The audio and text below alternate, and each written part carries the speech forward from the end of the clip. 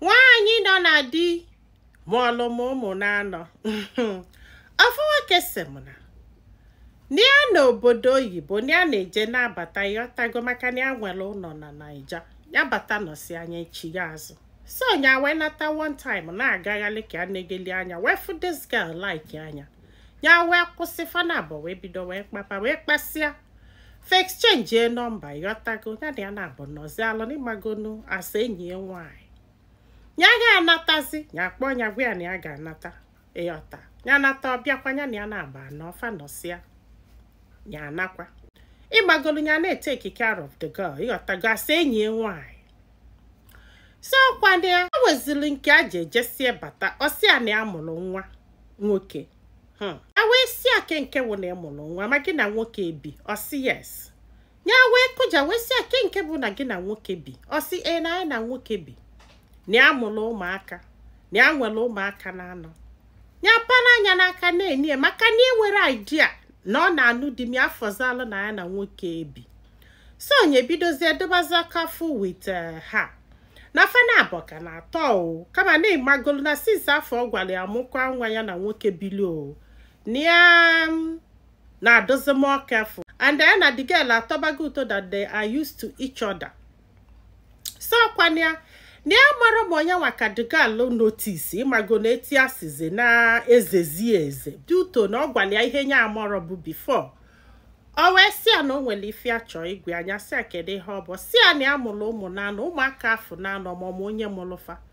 so kwanya ka the girl na-agwa ya na-asị ọmụ onye mụ ụmụaka nọ na ya epere attention ọkwa ịghọtago wee si anya nọla ana na o nwee ife achọrọ igwe anya wee nọla ana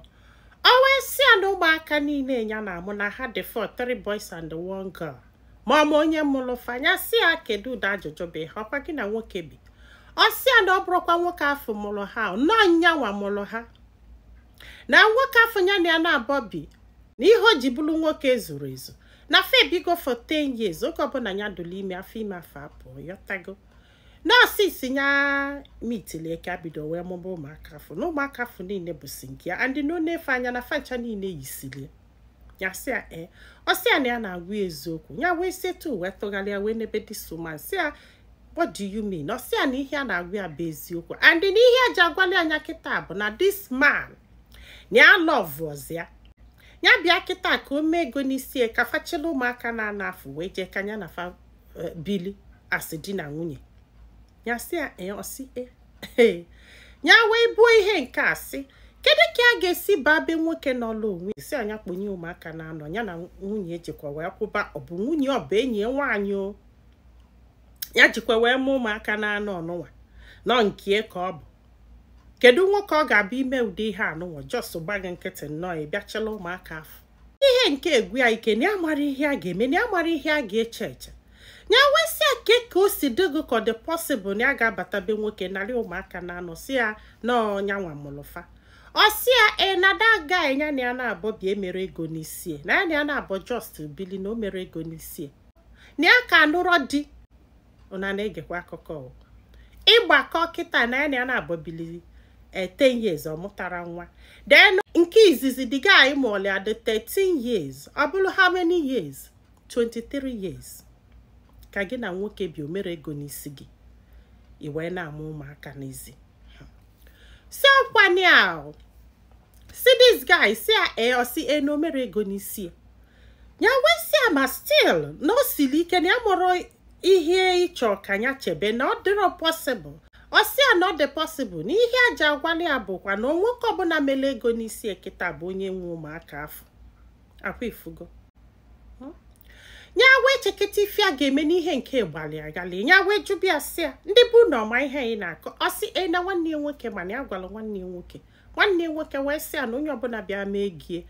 between fana abụọ na onye afọ nwe nyanwa nwekwela ụmụaka na onye afọ ka a ga-ama asị ọ ga nwoke andị na ọnya ka a ji agwala ya ka ọ bịa mee ego kịta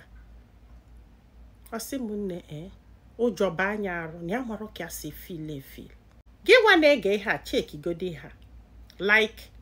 ọ bụrụ gị nwa bụ this man kedu ife ị ga-eche ọ sị m na ya mara ife a ga-eche na ụjọ na-atụ ya ka ike a ga-esi banye be nwoke we je ka claim of 4 children abụrụ nya amọrọ maka fano na this woman opens up now. Mana ọ bụ na inekwa anya n'anya nke ọzọ ibulu nwoke ewe gwa gị na ịmụrụ ụmụ na anọ n'ezi nwoke na-atọ ofu nwaanyị ị ga-ahapụ ụmụaka afọ maka na nwoke afọ amarọ. Mana wesi ya kedu nwoke afọ ọdụgụ ka ọmaalụ na ya nwa ezuru ezu. Ọ sị yes na the girls ya Niado show na the man malụ na ozuru ezu maka na for the period of 10 years afọ fano nwa na-aba n'apụ na ọ malụ na ihe ji bụrụ nwoke siri ike. Mana mgbe ọ mụbalụ nwa onwekwenu ka o si wee jụ gị kedu si na ọjụrụ ya na ọjọọ so gba nkịtị.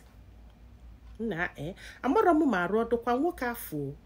and agbakwu ma arụ ọdụkwa ụmụnne ma ụmụnne ya because I don't understand like afụrụ m na like this story is like I don't know. This guy wesi m nne n'ihe ji wee kọbalụ m akụkọ bụ na ezigbo ụjọ na-atụ ya na amụrụ ife a ga-eme na amụrụ ife a ga-eche eche ọrụ ka a ga-esi nọgide wee babe nwoke ya na nwaanyị bigo for 23 years wee si anya biko nya kpọnye ụmụaka na anọ n'ụmụ ya maka na gịnị mere kedu nwoke ga-allow such thing? Mana nye nekwa anya n'aka nke ọzọ kedu ka a ga-esi hapụ ụmụaka na anọ is not like na ama nwoke na-atọ hapụla ya nwoke ọzọ maka na ya mụrụ n'ike gwụrụ ya na ya mụrụ ife a ga-eme na ụjọ na-atụ ya na ya mụrụ ka a ga-esi wee approach this very thing ya wesị ka amala ife ndị mmadụ lo. Nwanne m kedu ife ilo kedu ihe ọ dụghị ka this guy mee na onye jekwulu the guy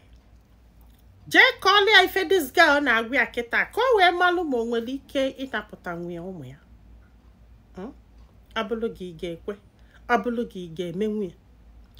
ka onye jee mee ego the guy ebe the guy nọ na-disturb ya na-asị anya bịa mee gie na ọ bụrụ na o mee gie na anwụ wee nwee ike claim ụlọ ụmụaka na-anọ ọnụnwa mana ọkwa mmadụ ka ịbụ ị na-echekwa echiche nya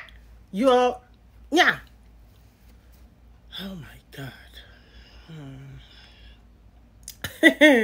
Ihe nke agbapụ m ghali because amụrụ m ife m ga-eme maka na o nwee ka ọ dị ịbanye be nwoke jenarị ụmụaka na anọ ọ na-take care of them for 13 years. 13 years bụ mgbe ụmụaka bịago 10 years bụ one ha bigolo before ụmụaka wee bịa si ya maka na gị na nwunye na-eli enyi ọ gị na enyi nwaanyị na-eli enyi o wee mụzi ụmụaka amụsịa iwe bịasa ka ekwelụfa asịra m na ọ bụrụ ife a ga-eme mana like